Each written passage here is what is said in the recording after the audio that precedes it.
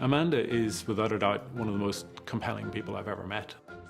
She has an amazing way of communicating with her whole face and whole body and just radiating a competency and an ability. I grew up in a family that was pretty eccentric.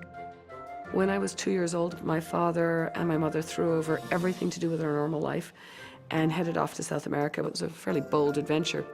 I've always felt this deep affinity for the outside. There's something about its moods and its abundance, as it once was, that gripped me to the bottom of my soul. Dr. Amanda Vincent was the first biologist to study seahorses underwater. Beginning in the mid-1980s, she spent as much time in the ocean as she could, discovering that the tiny, mysterious fish form permanent pair bonds. In doing that, she brought the magical world of the seahorse above water to those of us that hadn't had a chance to see them. Seahorses have to be about the quirkiest fish on the planet. There's something about the shape and design of a seahorse that engages almost everybody. They've been used in art and mythology for centuries in vast numbers of cultures. I think seahorses are a very potent flagship species because they have such a readily identifiable charisma. Seahorses, I think, were probably Amanda's shrewdest move. If you reach the objective of saving seahorses, you can only achieve that by having a healthier marine habitat. To help save the seahorse, Vincent had to get them recognized as a vital part of the planet's biodiversity. Founding Project Seahorse in 1996, she successfully fought to place the seahorse and other marine fishes on the IUCN Red List. Since 2002, the 172 signatory nations to CITES have regulated seahorse exports for sustainability. At the time, it was absolutely incredibly controversial. They let the genie out of the bottle.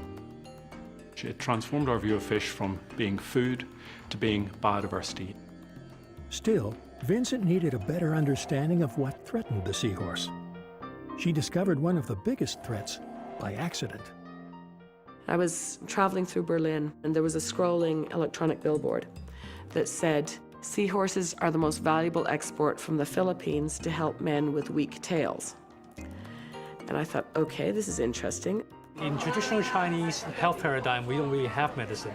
We always derive materials from the nature rather than synthetic substance. That seahorses is one of the valuable herbs or valuable ingredients in tonifying on one's health. I went off and did detective work through much of Asia and eventually managed to map out this global trade in seahorses that was hitherto completely unknown.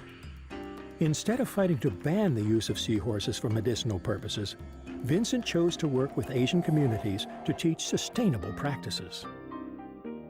The obvious knee-jerk reaction to every conservation problem is to ban the problem, but it's not going to work. What Amanda's doing with the seahorse really is trying to think of a sustainable way forward.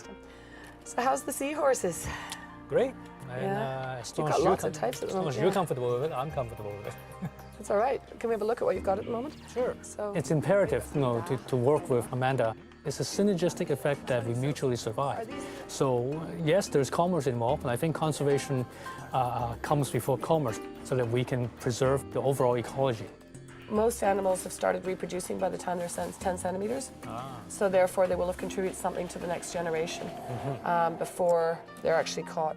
Most seahorse populations live in coral reefs, seagrasses, and mangroves, all habitats that typically exist close to shore and in competition for space with humans. In an effort to protect the seahorse and other ocean life from overfishing and habitat loss, Vincent began working with local governments to establish marine protected areas in her home country of Canada and the Philippines. Local communities don't need education. They live it. They know exactly what's going on. What they need is ideas, opportunities, roadmaps, options, resources, support. It's the first chance they've had actually to take positive action to turn their situation around, and that excites them. In the Philippines, we have put in place so many different conservation measures for the good of seahorses that I'm actually quite hopeful that we're going to be able to turn this decline around for many populations. You show me something I haven't seen yet, okay? Mom, look. Oh, look at him. He's looking at us, watching us. Amanda's been telling these stories for a decade now, and she's reaching a greater and greater audience and showing us how charismatic these amazing animals are. And now is the time of the seahorse. I always thought that I couldn't care more about the ocean. And then I had my kids, and I discovered, yes, I could care more about the ocean. I really have to make sure I'm doing my very best for them. I have no idea how Amanda does everything that she does. I guess she has a bigger plate than most of us. At the end of the day, she's just an oddity. She's a force of nature.